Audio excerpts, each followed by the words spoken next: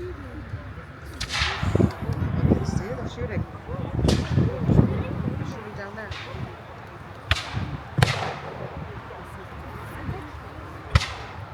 And now we see some of the American skirmishers coming forward.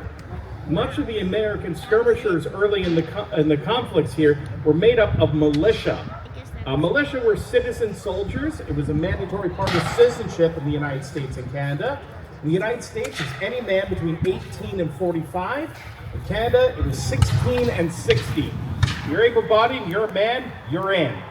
The good thing is in peacetime, it was more of a social club. You might get together with the guys, march around a bit, prove you can shoot the muskets, and once or twice a year, you'd have to prove that to a government inspector. Usually when they would have these inspections and these musters, they would have them on a holiday, such as the King's birthday, which today, or you would have it on the 4th of July if you're an American. And this is dual purpose because not only is it a great time to get everybody together, you would also have bands present playing music, you'd have fireworks at night, you bring the whole family, and best of all, militiamen who completed their tasks and their duty were rewarded, often with free alcohol for the remainder of the day. So it's a good way to get your militia out, but not a good way to have them well trained and disciplined. When war breaks out, though, militia are going to be uniformed, trained, and equipped, and they're going to start to really pick up the art of soldiering. So some militia performed poorly, others fought really hard and did very well. Let's not forget, Andrew Jackson's victory was because of militiamen behind a strong defensive position. So never underestimate the militia. Now, we don't just have American militia, there are some Canadian militia. If you look down at the far end, there are some green-coated soldiers with blue trousers. Those are the 2nd York. I would warn you about it, but I'm half deaf, so it doesn't bother me anymore. You'll get there. But the 2nd York is just an example of one of the uniformed militia. A lot of militia, because it's everybody, you typically show up whatever's on top of your dresser. But as the war progressed, they do try to uniform them. So one of the first uniforms issued in Upper Canada was a green coat with red cuffs and collars and blue trousers. As the war would progress, these uniforms would often be replaced with the proper scarlet. By 1814, some of the Canadian militia were receiving high praise from the British, with one officer declaring that they were the best light troops in the entire continent. So they could be quite good, like I said. That being said, there were a lot of militia who their first engagements was mostly a get shot at and run affair. The 2nd Leeds Rifles has one engagement in which they were shot at, they dropped all their guns and fled. So, you know, that's them Ottawa Valley types, you know. They don't do that here. Now what we're seeing with the fighting out here is light infantry style, your skirmishing style, where you would spread out your forces and they would take pot shots. You'll notice the soldiers are working in pairs. One of the big reasons for that is because of the weapons they are using. Almost everyone on the field today is using a flintlock smoothbore musket. So that means a few things. The first of which is, it doesn't work all the time. Flintlock mechanisms are exposed to the elements, and although it's a beautiful day, that still doesn't mean it's going to work every time.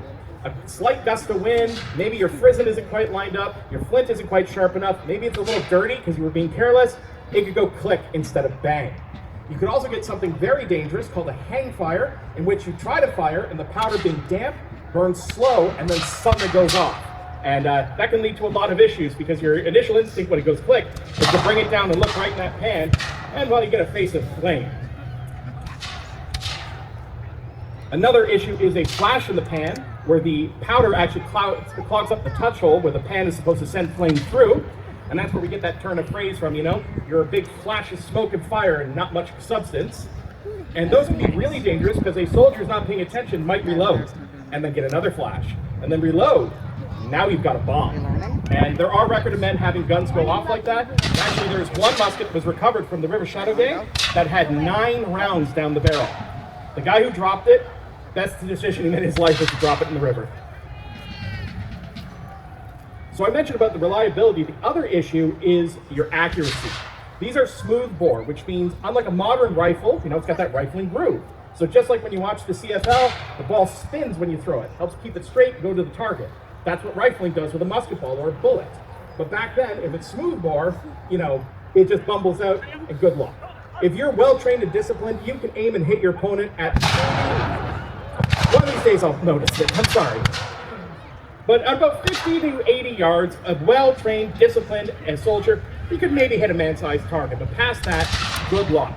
In fact, when you get out to the range of many battles, about 200 meters, your margin of error is going to be, it's going to be about 3 meters any direction that it could be going. So, 6 meters, my mistake, 6 meters any direction. So begs the question, how do you get these things to actually work? And how are the light troops going to actually hit something? Well, short answer to the light troops is they're not trying to actually take out the enemy, they're harassing them, they're slowing them down. They're tripwires. Now we're going to see how you use an inaccurate and unreliable weapon, volley fire. By having masses of troops fire simultaneously, someone had a working musket. So even in bad conditions, enough of them will go off that you don't have to aim. The wall of lead does it for you. So this then produces another problem, and the wind is kind of pushing away quick, but you can see every time these muskets shoot how much smoke is being produced. In heavy engagements, the smoke would hang on the field, creating a fog of war. And that can make it very difficult to see much out on the battlefield. In fact, at Lundy's Lane, there was one point where the two armies were less than 15 feet apart. So close, the muzzle flashes were crossing in the air, but they couldn't see one another. So this leads to another question. Everybody wants to know, why red? You know, Hollywood likes to mock, the bright red coat with the silly white shoot me here X. It is identification. In a thick and smoky field, you don't want to hide. Because people who don't look like one of yours, you shoot them. So if you're wearing bright red, odds are everybody else wearing bright red is not going to shoot at you. And the enemy is wearing bright blue. So same rules for them. So what happens to those Canadians I mentioned wearing the green, or the American militia that are wearing homespun? Well, they get shot at by everybody.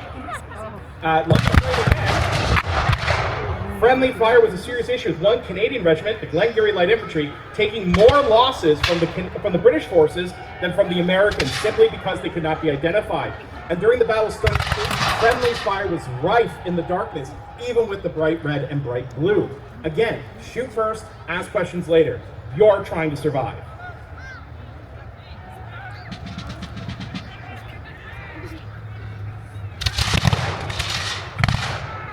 At close range. That's the key thing. It can't be used at long range. That's something you got to get up close and personal with.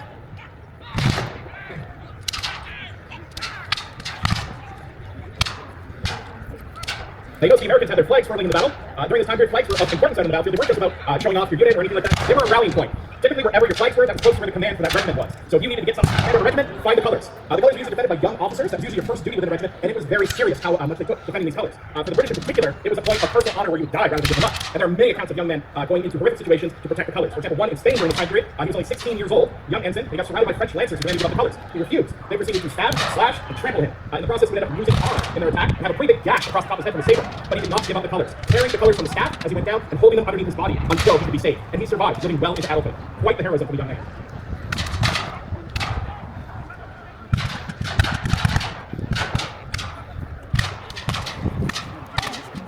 Now, I actually have something very interesting to point out to you. There is a regiment being represented on the battlefield today that exists entirely because of this campaign. In 1813, when the Americans pushed past Fort George, a Canadian regiment was actually raised shortly thereafter, and they're represented on the battlefield. So, any of the Canadians want to give the Canadians a cheer there? All right, I'll point out. So they're on the American side. The Canadian volunteers were raised out of the Niagara, and some of them actually from up your neck of the woods. So there's a couple from Ancaster and Dundas. Ended up joining up with the Americans. About 150 of them by the end of the year. The Canadian volunteers marked themselves with green hat bands and white cockades. These were meant to provoke the British, as the green hat band was something that the Union would wear, and the white cockade was a symbol of the old Jacobite rebel. They were led actually by a member of the legislature, Joseph Wilcox, who took his commission while he was still sitting in the legislature. So they fought throughout 1813 all the way to 1814 until eventually disbanded in the United States. Actually, their commander, Joseph Wilcox, don't worry, he got what he's fighting alongside.